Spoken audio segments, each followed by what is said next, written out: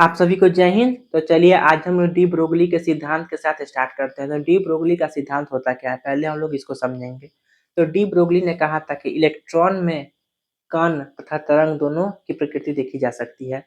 इन्होंने कहा था कि इलेक्ट्रॉन में कण और तरंग दोनों की प्रकृति को देखी जा सकती है और इनके अनुसार तरंगदैर्घ्य तथा संवेग एक दूसरे के क्या हो जाएंगे, व्युत्क्रमानुपाती। इस बात को ध्यान रखिएगा कि तरंगदैर्घ्य तथा संवेग एक दूसरे के व्युत्क्रमानुपाती हो जाएंगे। जैसे lambda equal to H by P, lambda equal to H by P, तो पी को हम लोग एम इंटू भी लिखते हैं।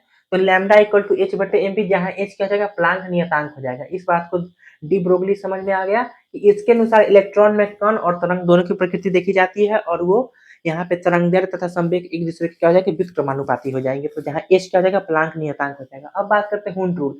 हुंड रूल हो जाएगा जो कक्षा में इलेक्ट्रॉन पढ़ने से संबंधित को हम लोग हुंड रूल कहते हैं।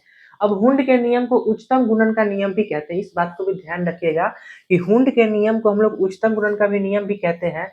अब कोर इलेक्ट्रॉन की बात करेंगे। कोर इलेक्ट्रॉन होता क्या है, तो बाह्यतम कक्षा को छोड़कर उसके अंदर आने वाली सभी कक्षाओं में उपस्थित, बाहर वाला को छोड़कर अंदर आने वाली सभी कक्षाओं में उपस्थित इलेक्ट्रॉनों के कुल संख्या को, जो अंदर इलेक्ट्रॉन आएगा उसके कुल संख्या को हम लोग क्या कहेंगे, कोर इलेक्ट्रॉन कहेंगे।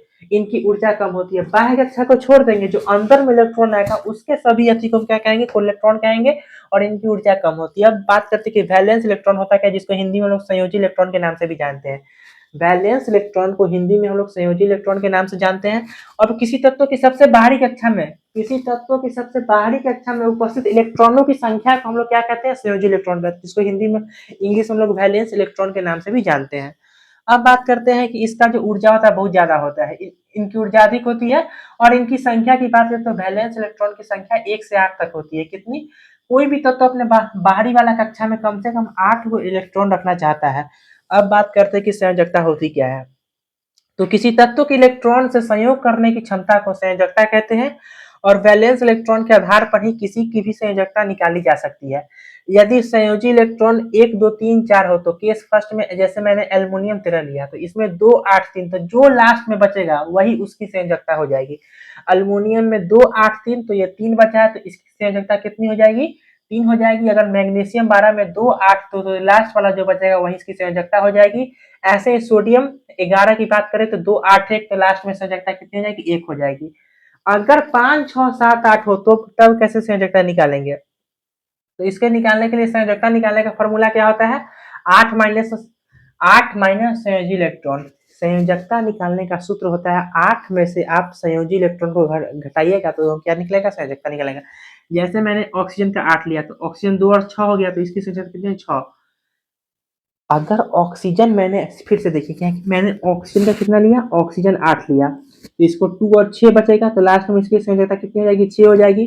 तो 8 में से 6 घटाएंगे तो कितना हो जाएगा, 2, तो इसकी संयोजकता कितनी हो जाएगी, 2 हो जाएगी। वैसे ही सोडियम 11 की बात करें तो सोडियम 11 में कितना आ जाएगा, 2 8 1 आ जाएगा, तो 8 में से 1 7 की संयोजकता हो जाएगी। ऐसे ही संयोजकता निकालने का सूत्र हो जाएगा संयोजी माइनस 8 माइनस संयोजी इलेक्ट्रॉन को हम क्या कहेंगे, संयोजकता कहेंगे। अब बात करते हैं कि हीलियम को छोड़कर अन्य अक्रिय गैस की संयोजकता कितनी हो जाती है, 0 हो जाती है। सिर्फ हीलियम को छोड़कर जितने भी अक्रिय गैस है उसकी संयोजकता कितनी हो जाएगी, 0 हो जाएगी।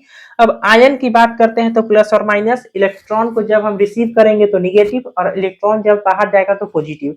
आयन किसी तत्व पर आवेश की मात्रा को हम लोग आयन कहते हैं। आयन 2 प्रकार का होता है, केटायन और एनायन। केटायन को हिंदी में हम लोग धन आयन कहते हैं और एनायन को हम लोग ऋण आयन में मतलब इलेक्ट्रॉन को रिसीव करेंगे और धन आयन में मतलब इलेक्ट्रॉन बाहर अपने कक्षा से बाहर चला जाएगा। पॉजिटिव इलेक्ट्रॉन और तो आयन समझ में आ गया है। केटायन और एनायन, इससे धन आयन में मतलब इलेक्ट्रॉन को हम बाहर करेंगे, ऋण आयन में इलेक्ट्रॉन को हम रिसीव करेंगे। अब ये टॉपिक यहीं पर समाप्त होता है। आशा करते हैं कि आपको ये समझ में आया होगा। तो तब तक के लिए जय हिंद।